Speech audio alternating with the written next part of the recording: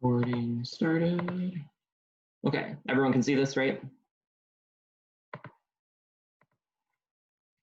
Yep. So if you know anything about me, you know that I hate PowerPoints, and so it like really does, it hurts my soul that I have to do this, but you know, it's what we got. So press the raise hand button if you have questions, because I can see that on my screen, and then cool. So we're gonna talk about being AFF against K teams. We'll have kind of a top level section of this, followed by kind of what you should do if you're reading a lefty AFF, and then what you should do if you're reading kind of more right-wing AFF. And by that, I mean an AFF with kinds of structural violence impacts or an AFF with extinction impacts. So top level things to think about is that you should always, always, always be thinking in terms of strategy. So you should have an AFF tailored to debate against a one-off K team, just like you would have an AFF tailored to debate against a policy team or an AFF tailored to debate against a flex team.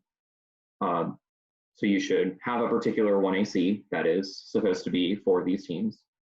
And don't ever run away from these debates, because when you run away from these debates, it's how you lose.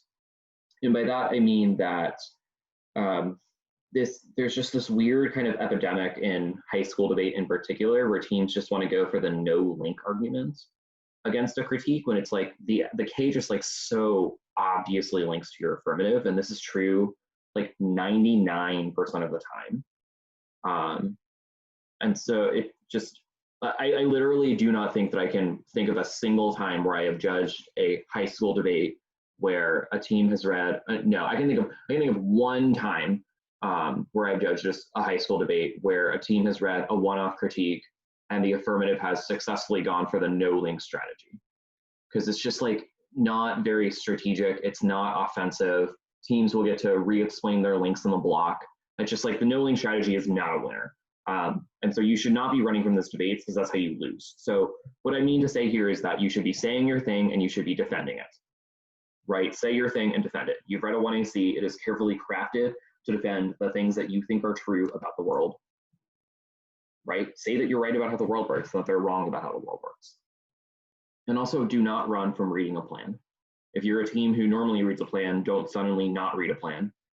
If you're a team who does not normally read a plan, then don't decide to suddenly start reading a plan, which, side note, wrong lecture if you are, sorry.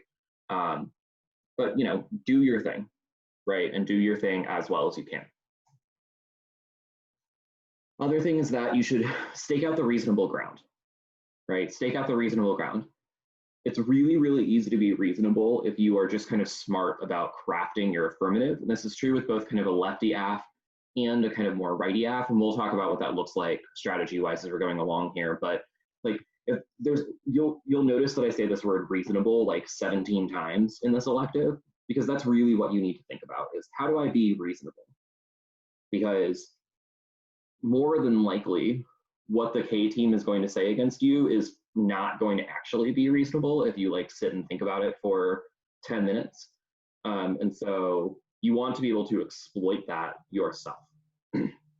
Part of this means that you don't want to be absurd just to generate offense, right? You should not say that racism isn't real or that it doesn't matter, right? Those are not arguments. Nor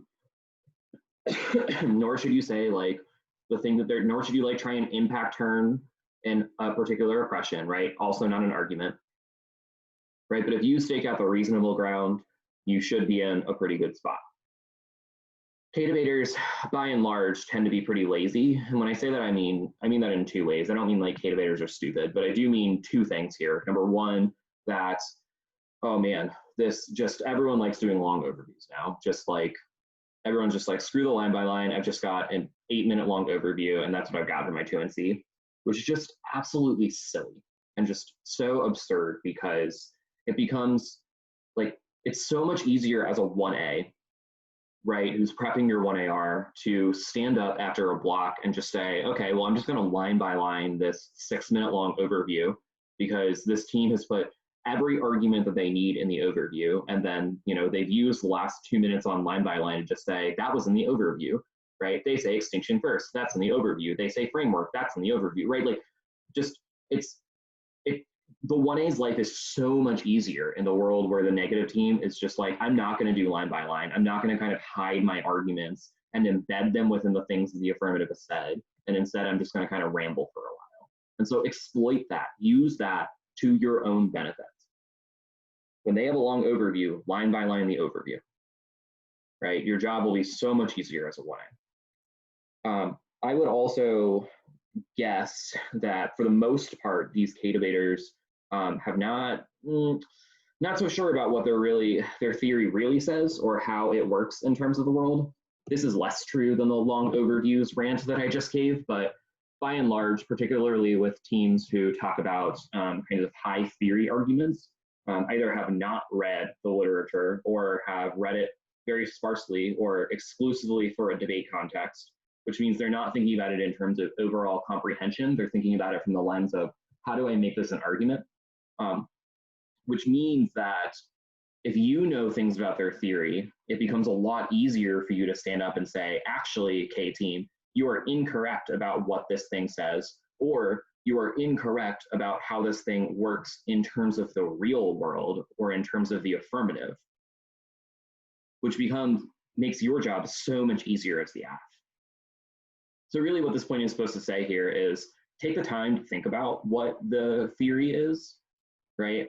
I'm not saying you have to like sit down and read every book that Foucault or Wilderson has ever written, but like you should have a familiarity with what these arguments are, right? There's like a whole bunch of pages on the internet and a whole bunch of articles on the internet of people breaking down what these complicated theories are. Like read some of those things in your free time and just take some time to figure out what does this thing say, and then think about it in terms of how it works with the world itself, right? The thing it's trying to talk about, and then also your own arguments. And we'll talk more about how to exploit that momentarily. Does anyone have questions about this top level stuff?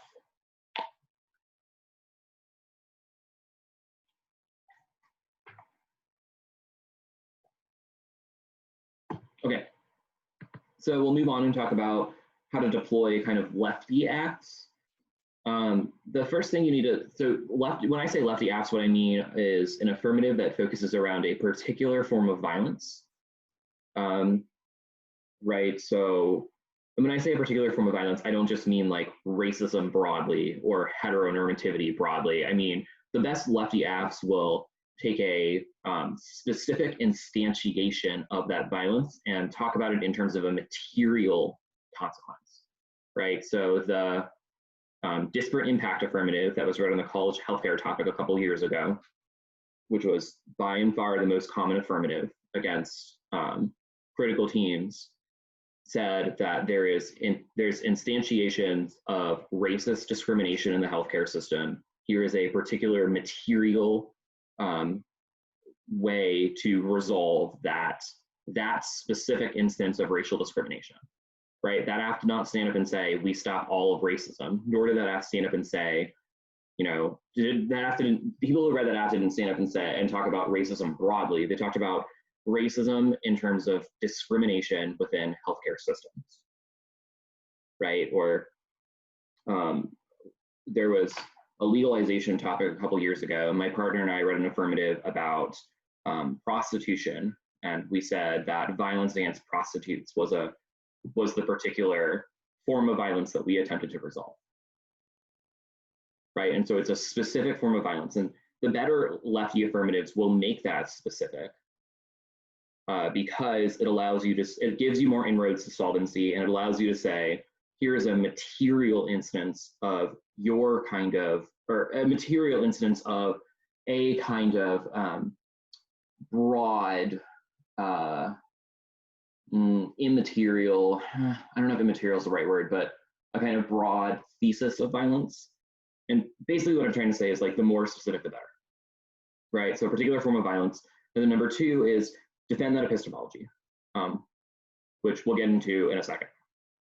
But like, I can see a pretty easy example of this on this topic being don't surveil or arrest BLM protesters, right? Just broadly being like, we should support BLM protesters, right? They are targeting particular forms of police violence, racial incarceration, etc., right? Those are material instances of racism and material instances of trans violence. And so like an affirmative that says, let's help BLM protesters would be a pretty good example, I think, of a particular material lefty affirmative.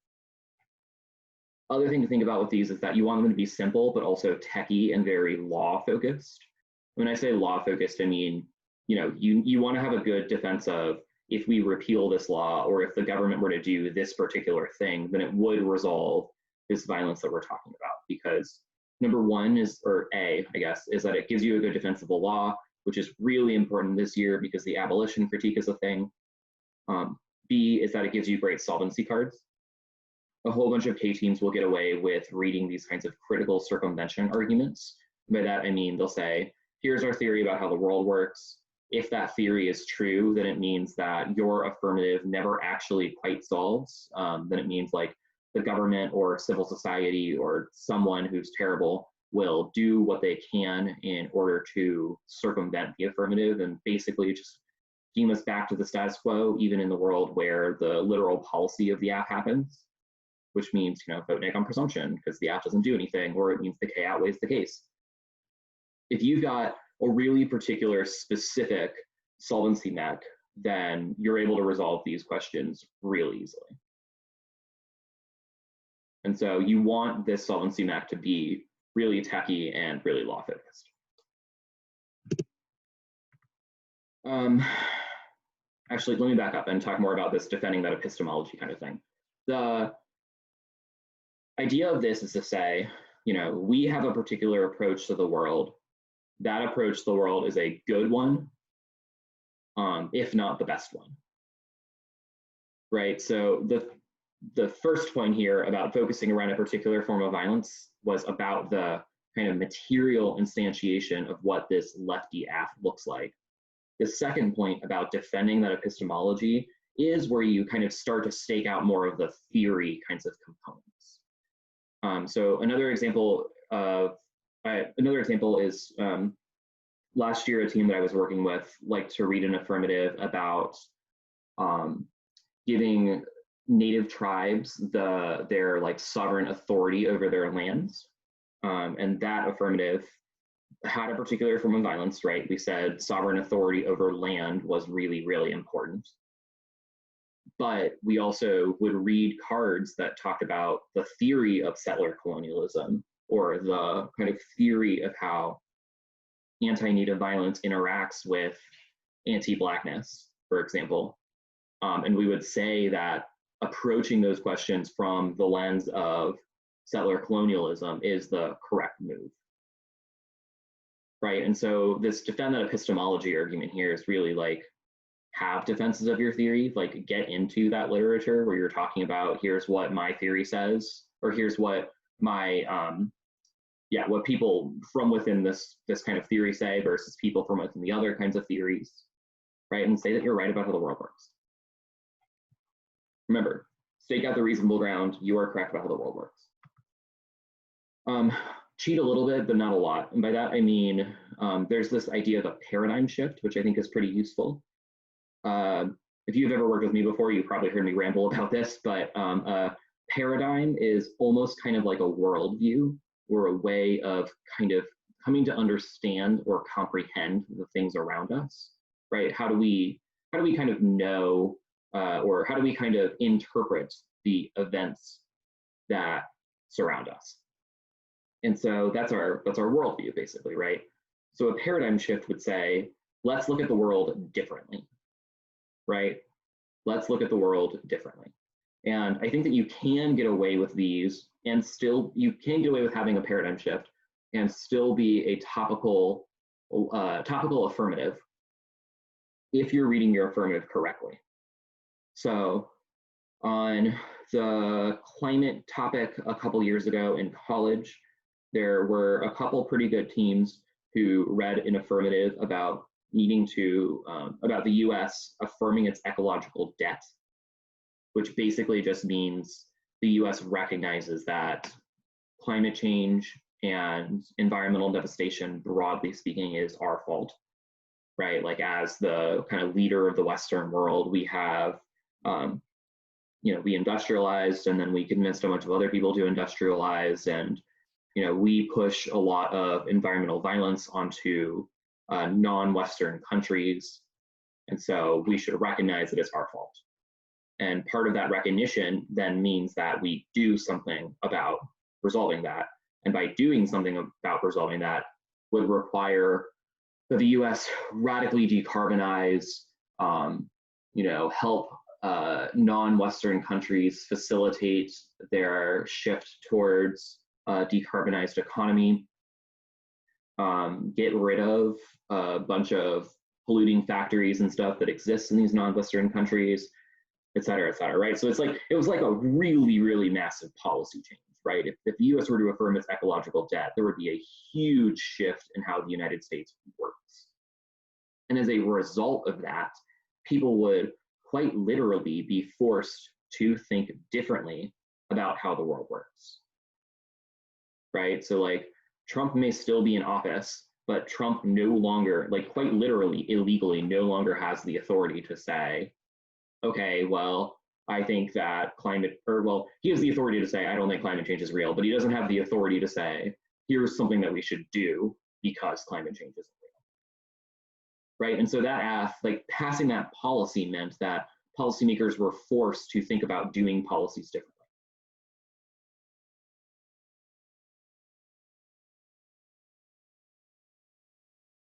Our AF, there were a couple of you in here who were in my lab here at DDI last year. We wrote an AF about militarism that said that we should, we messed with the topic wording and probably cheated a little bit, but we were T because we read the resolution. But we said that we should abstract arms sales to instead kind of have a broader approach to dealing with militarism rather than particular sale of arms. And so the idea was, if we are no longer allowed to talk about arms sales in particular, but rather militarism itself broadly, right? And that changed how policymakers were literally capable of thinking about military policy.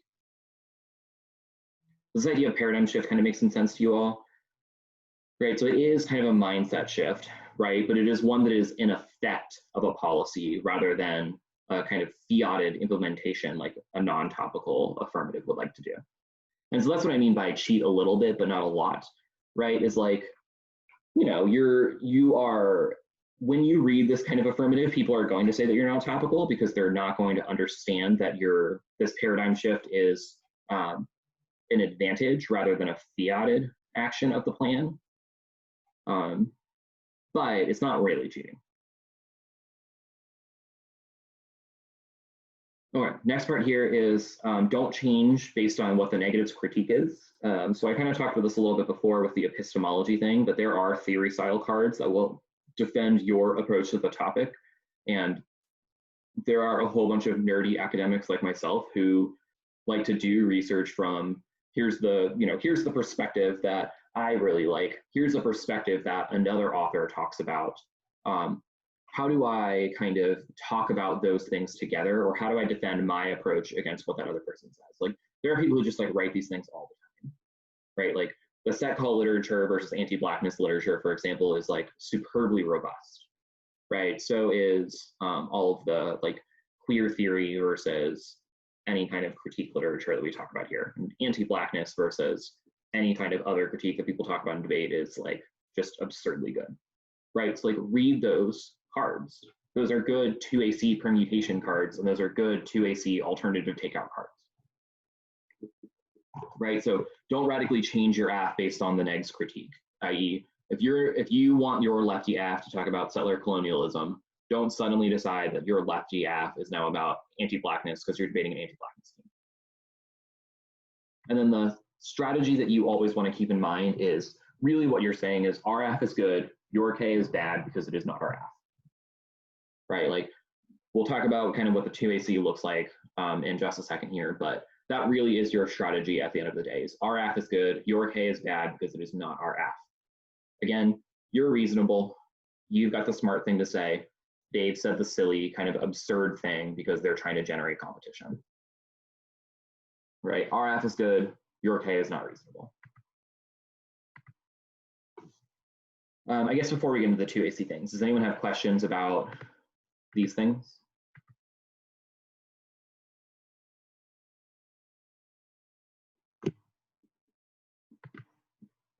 Cool. So I've got, I think there are 6 things that you want to say in the 2AC. And I really think that they should go in this order. I have yet to hear a particularly persuasive argument for them to not go in this order. And so I think you should follow this order. But number 1, AF good / case that weighs, right? It's awesome. We did stuff. Things are great. I think you want to start here. Yeah. So the first thing is, when you're thinking about this, is explain your internal links really clearly, right? Actually walk us through what the affirmative does, right? If you're reading a lefty affirmative, or if you're reading any affirmative against a K team, this is not just like a policy debate where your judge is just going to sit down and read every card after the debate and decide, oh, well, I thought this card was better than this one. Like, that's just not really how people judge K debates very often. And so you do need to take that extra 5 to 10 seconds to really explain through what your internal links look like, as opposed to just saying, claim 2-second warrant, that was a 1AC card, right? So explain your internal links. I think this is the first thing you want to say because it frames how everything else works. Remember, we said that your job really is to say our AF is good, your K is bad because it's not our AF. You want everything to go back to our AF is good, and we've said kind of the reasonable, smart thing. And so I think that's why you want your first thing to be this AF good / case that weighs kind of thing. And then part of this AF good piece should be also explaining why it solves the critique, right? So like, why would, why would an affirmative that says, let's alleviate violence against prostitution, why would that be good for addressing particular instances of anti-Blackness, right? Like, you would want to talk about that there.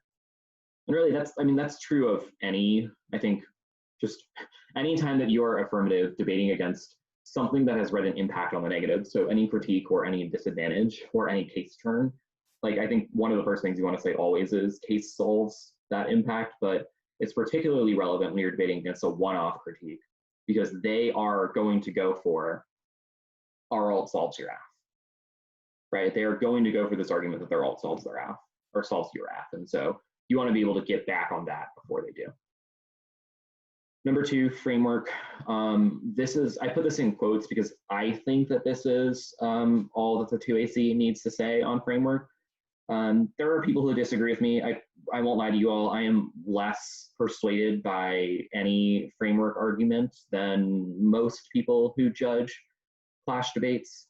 But I think that it's fine to just say, weigh the AF against the K. Otherwise, they neuter offense and force us to restart in the 2AC, which makes being AF impossible. Don't even bother saying no case in debate. That's dumb. That's unreasonable. Your judge is probably not even going to flow that. And then you obviously need to have a framework argument just to answer kritiks if all else fails, because it's just, if losing to a kritik is the easiest way to lose. So framework's important. So that's the second thing. Third, answer the ontology argument. Even if it's not in the 1NC, they're going to read it in the block. So go ahead and answer it. This is almost universally true. It's becoming less true now, because I think K teams are starting to innovate a little bit more than they have been in the last couple of years, and starting to realize that they can, if they actually talk about the affirmative, then they don't need to have an ontology argument. And so I think the better K teams will not have an ontology argument, or will not rely heavily on that ontology argument. So it is possible that answering this does not become particularly useful, but I think it's worth answering it in the 2AC just in case. You don't want your 1AR to have to stand up and read the really long Gordon piece of evidence against an anti-Blackness K, for example. So it's just a better time to write off in the 2AC. It is possible that if you do this, then the negative stands up and is like, how dare you pathologize us as a team who would read an ontology argument? Like, what is wrong with you? That's a new link to the critique. I think if that happens, I think you should just be like, look, sorry, honest misunderstanding. We thought there was an ontology argument, or thought that there was going to be an ontology argument. Our bad. Clearly, it doesn't answer your argument, so we won't talk about it anymore. I think that's probably a sufficient response, but we can talk more about how to deal with that pathologizing thing if we need to. So that's number 3, answering the ontology argument. 4th is the permutation. I think this is arguably the most important part of this 2AC. I'm going to say not the most important part, because case that weighs is definitely the most important part. But the perm is incredibly important because you're likely going to be going for it in the 2AR. I think you want to have 2 pieces of the permutation here. Number 1 is that the AF is good and or the alt is not mutually exclusive. Number two is that we can use the AFF as an instantiation of the alternative, right? And the difference between these is to say, the first one is quite literally, these things are not competitive. The second thing is to say that actually the AFF was always the alt, all along. Read cards, actually explain things here, right? If this is going to be your 2AR strategy, which it probably will be if you're reading a lefty affirmative against the critique, then like you want to go ahead and do the work for you so you don't have to reinvent the wheel later on, right? So do some explanation, read 1 to 2 cards. Don't just say perm do both and move on. Like that's more acceptable in the world where you're reading a more right-wing AFF, which we'll get to, but not really with a left-wing AFF. Fifth part, alt answers.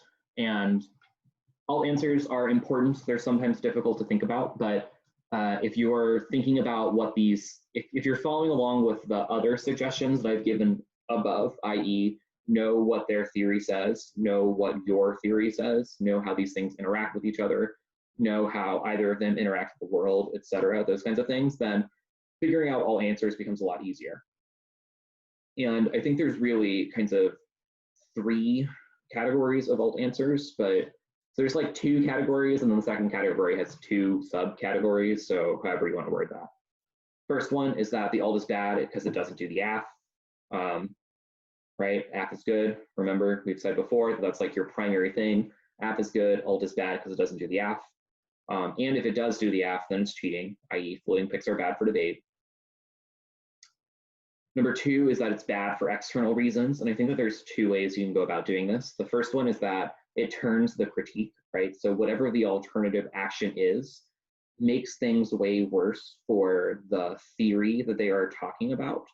So I think it's pretty persuasive to make the argument that if we were to break down, like if you're debating against a Wilderson team, if we were to break down civil society, then anti-blackness would get way, way worse, because now like there's not literally the law to constrain the KKK, right? It's like, that's not to say that like the KKK doesn't still do really bad things now, but it is to say that the KKK gets way worse in the world where there's no government to stop them. And then there's also the external impact, which is that if you break down civil society, it's also way worse for Islamophobia. Right, so your alt answers should be, number 1, it doesn't do the AFF, so that's cheating. And or if it, or sorry, wow, number 1, it doesn't do the AFF, so that means it's bad. And or if it does the AFF, then it's cheating. Number 2, it's bad because your alternative causes your own impacts. Number 3, your alternative is bad because it causes some other impact. And then the 6th thing that you need in the 2AC is whatever else you need to answer the critique. So fiat good, state good, whatever. Just like make sure you don't drop things. I said this before, but K-tricks really are the easiest way to lose. You drop a K-trick, then it's pretty much game over. That's not universally true, but it's mostly true. R reps good is something that you need to be able to defend. But truthfully, if you are just defending your affirmative, if you're saying that your AFF is good, then you probably are already doing this, whether you realize it or not. So if you're reading an affirmative, if like, it's like when we read this prostitution AFF, people would all the time stand up and say, you know, you're calling them prostitutes, you should call them sex workers, right? Like that's problematic for various reasons, but our entire 1AC was a defense of using the term prostitute because that's what all of our authors said, right? Our authors like interviewed people who were in sex work and they call themselves prostitutes, right? And so like we had, you know, by defending our 1AC, we were answering that argument is basically what I'm saying. And so kind of keep that in mind, is that you might be doing some double duty here. There we go. After this slide, can you see the one before it for a second? Yes.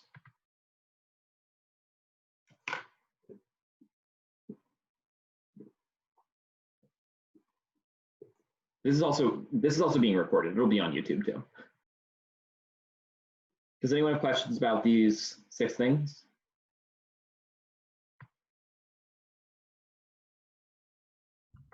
I had a question just about structure. So you mentioned Yeah. that this is usually the best way to do it. I've heard some people say that we should like line by line some of the cards in the 1NC in case there's arguments that's hidden in there.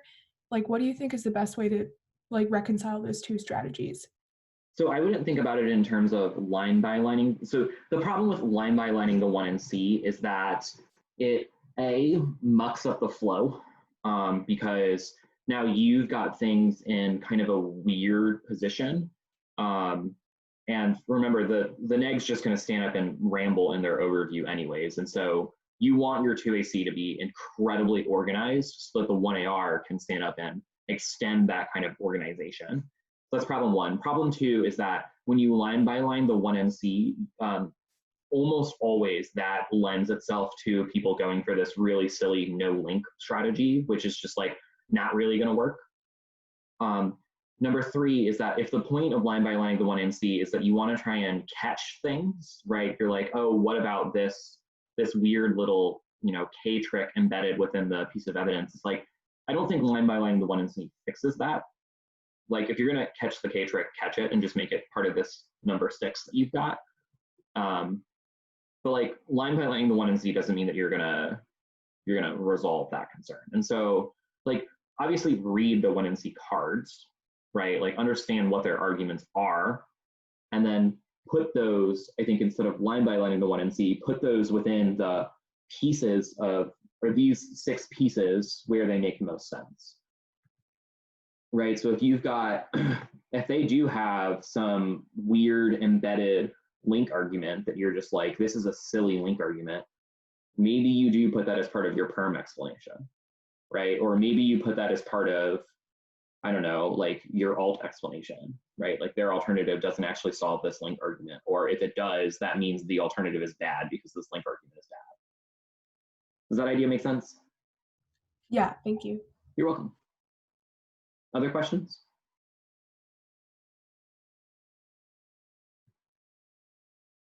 Okay, really 2 things to remember. You're reasonable. They are not. They do not understand how the world works. Just, yeah. I think I've said those things a million times. Nick, there are some questions in the chat. Oh, there are. Why is the chat not showing up? Okay. Sorry, the chat's just being weird for me. Should we be doing, oh, sorry. How do you choose the best external impact to an alternative based on your AFF and the critique?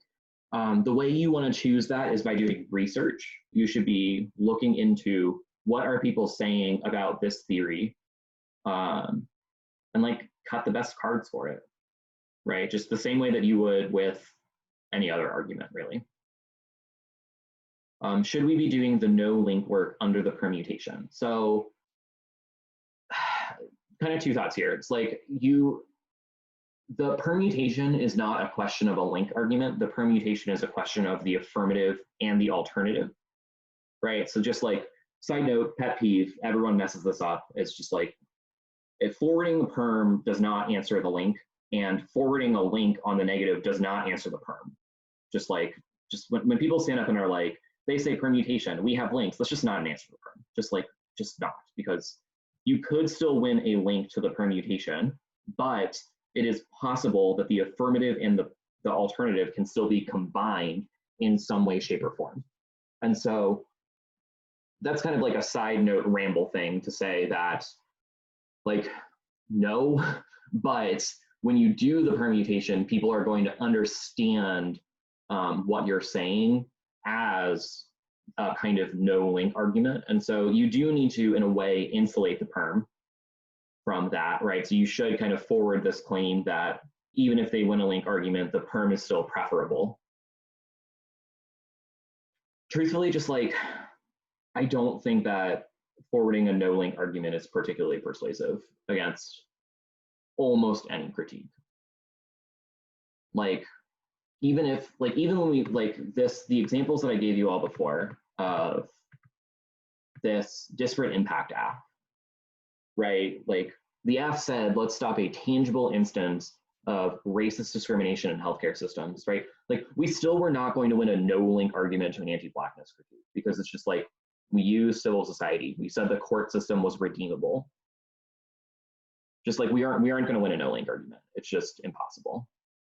And so like for the kind of external weird pieces of the critique, so like if you're debating a team who like if you're debating an anti-blackness team and then they've got like a separate fiat not real argument, like that's not a very good example. I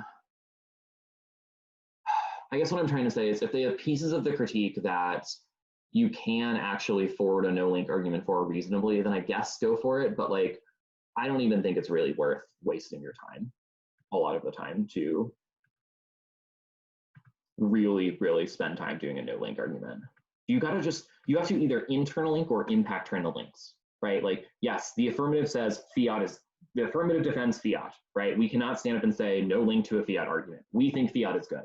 Yes, the affirmative says that civil society is redeemable. We cannot no link out of civil society being redeemable. We think civil society can be good, right? How you impact turn those things is different depending on what the affirmative is. But you should be planning on impact turning or internal link turning, depending on how you want to word those arguments primarily. How do you best catch K-tricks within the 1NC? The real answer is practice. Watch debates on YouTube of K teams and listen to kind of the language that they use and listen to how that language evolves. Because part of the fact that it's a K trick, the reason, like the word trick, is because it is supposed to be difficult to catch sometimes. It's like, I will say that like it's not always difficult to catch. Like there are plenty of teams who will stand up and be like, fiat's not real, that's our argument. Which like in some sense is maybe a K trick, but it's, I don't know, I guess when they make it their argument, it's maybe not a trick anymore. And so I don't know, really the answer is just like practice, like read through cards and read through tags and watch debates and think to yourself, how do I think this argument is going to evolve? Things like that. How can we frame the argument that the AFF solves the critique? Would it just be framed that the AFF resolves the impact? So different parts. So yes, the AFF solves the impact. You should make that argument. When you're making the permutation argument, part of what you're saying really is that the AFF solves the alt, right? This subpoint B here, use the AFF as an instantiation of the alt, is to say the AFF solves the alt.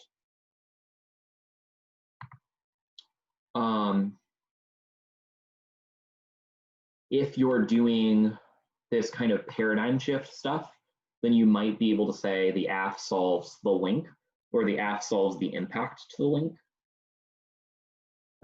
So like, you know, we make civil society okay, right? Or we make, yeah, that's probably the easiest example. Some cases will phrase their alternative as just like reject the AFF or like, you know, no flinches. How do you think we should, or should we describe a permutation against that sort of description? I would want to, so if the 1NC alternative is just reject the AFF, I would spend some time in cross-ex asking them what then, right? Like what is that? I guess the question is, what does that do? And then whatever their answer is to that question, that's what the permutation does. The permutation says do the AFF and whatever that thing does. So, because you're right, like you can't both do the AFF and not do the AFF, but you can both do the AFF and do whatever the productive or positive thing is that rejecting the AFF might do.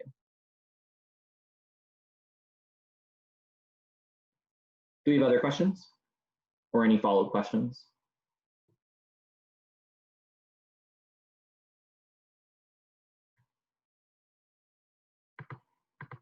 Okay, we are going to move on then to the righty AFFs. These are great because they have very clear lines of offense, i.e. extinction focus is good, right, like util. But they're also kind of difficult because there's a whole bunch more components to criticize, i.e. extinction focus is bad or util.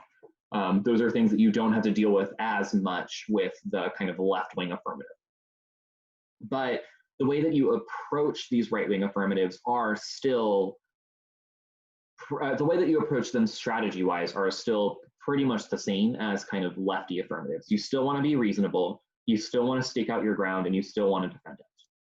So the examples that I've got here, like when I was debating my last year of debate, my partner and I said trade was good against every single K team, right? We stood up and we were like, the global international liberal order is overall net positive because it reduces international poverty, it increases people's mobility, it stops global conflicts. Like all of these things are reasons why trade overall is a good thing, right? Or like Cal Berkeley makes a killing on just this hedge good AF, right? They stand up and are like, US leadership is great, it stops global conflict. Global conflict is the thing that matters the most to you.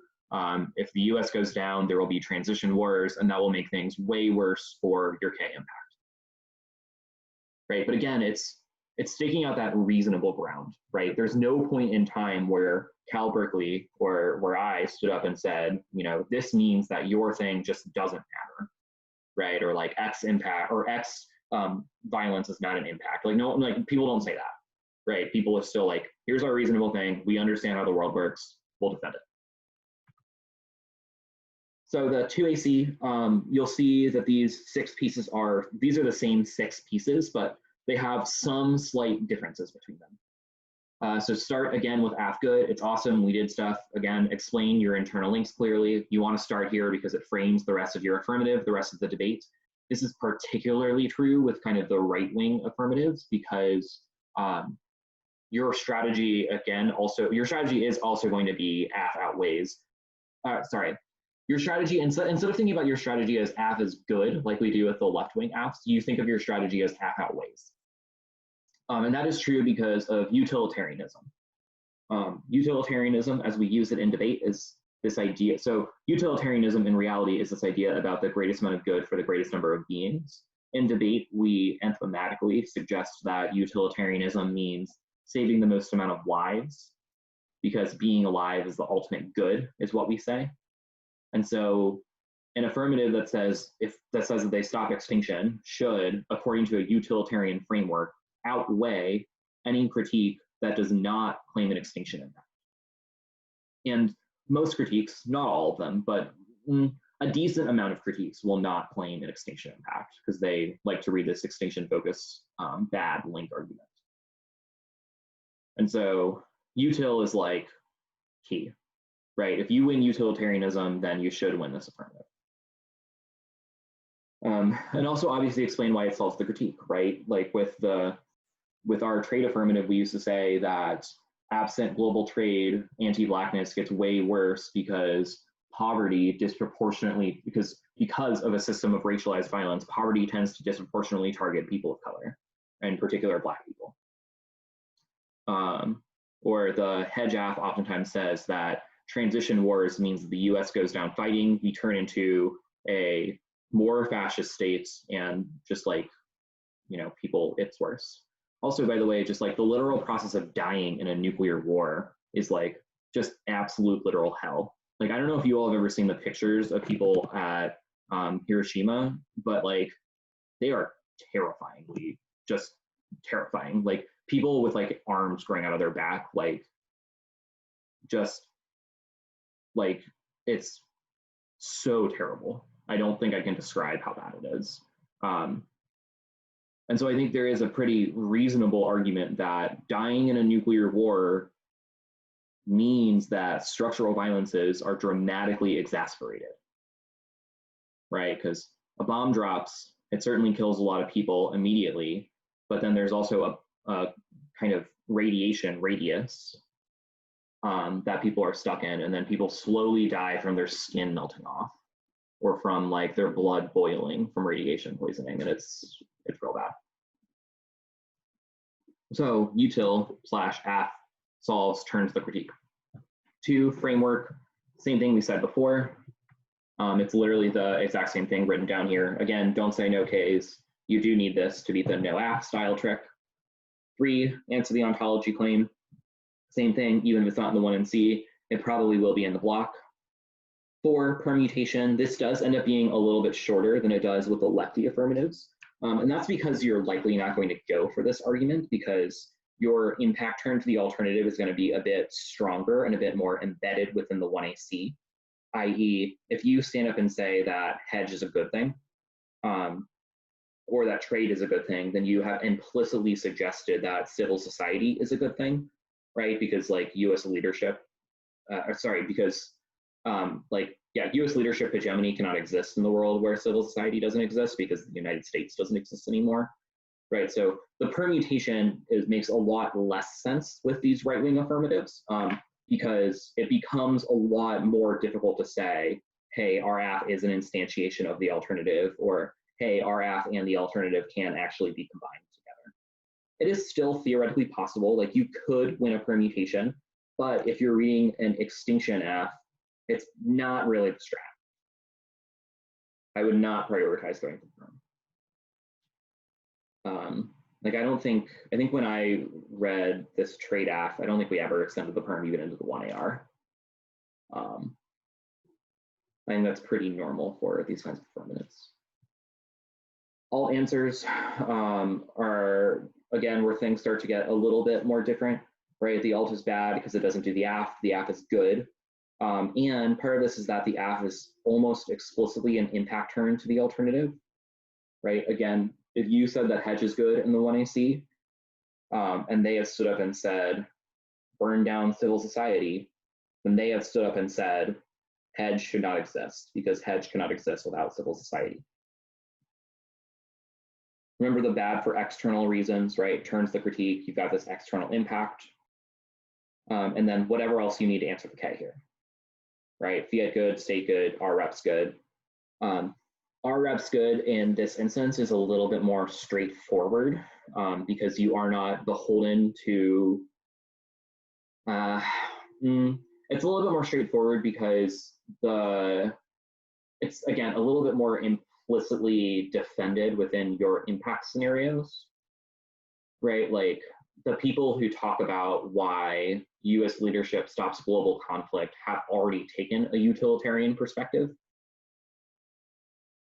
in such a way that the people who write about the people who would be your authors for the more lefty affirmatives don't do as much.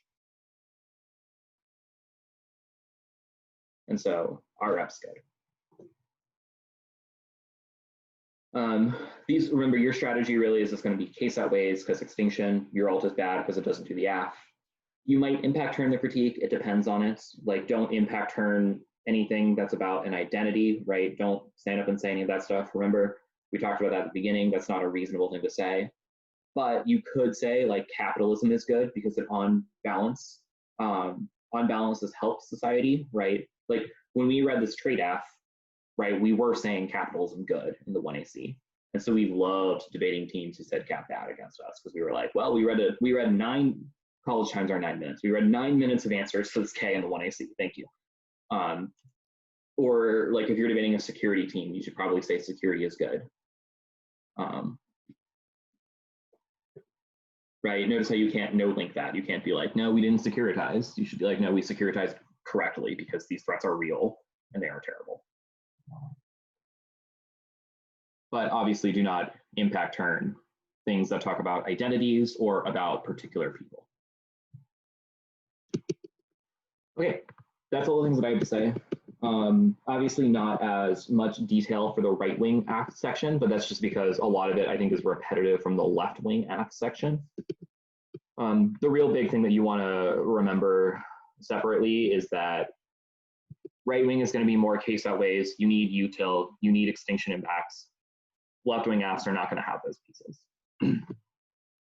We have a few minutes for questions before the next lecture starts.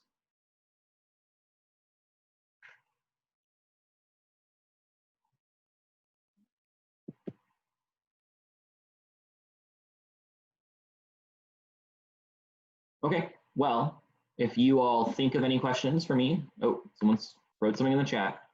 As a lefty AF, how do you employ the top level AF outweighs argument versus an anti-blackness K?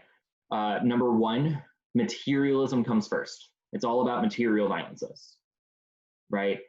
They are reading, if they are reading like the kind of OG anti-blackness critique, they are talking about metaphysical or ontological violence, which they will say is more important than material. You got to say material is more important. Number two is that your AFF has inroads to solving those impacts. And number three is their alternative also does not solve those impacts. That makes sense, Oscar?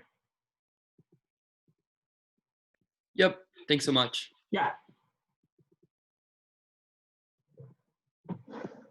Tips for a lefty AFF versus a K with extinction impacts. You can so the things that I just told Oscar, you want those things. The lefty affirmative might also criticize the extinction impact, right? Like you could read those cards that are like extinction focus is bad if you wanted to. You also need to be able to say that like whatever their thing is does not cause extinction. You know, just kind of the same way that you would, like if you were reading a lefty affirmative against a disad. What do you do when you debate a team that's reading a critique that you just don't have specific carded answers to? Like I ask because I once had a team, they read Spanos, and we just didn't have that in our back files. Number one, try and make it as much about your affirmative as you can. Remember, the alt is bad because it doesn't do the AFF, and the AFF is good. Like a lot of the things that I've talked about here are, like you want cards, obviously, but a lot of the things I've talked about here are embedded within your arguments, not embedded within their theories. And so you can get away with making a lot of these things analytically. Number two, read their cards. Try and figure out what their theory kind of centralized within. So Spanos is, in terms of debate, at least kind of centralized within this imperialism kinds of arguments. So if you've got anything that talks about imperialism being, well, if you've got a right-wing AFF, imperialism being good, or if you've got a left-wing AFF, imperialism being inevitable, or reasons why the affirmative might stop instances of imperialism. Yeah, I think those are my two suggestions. Is number one, make it about your stuff, not about their stuff.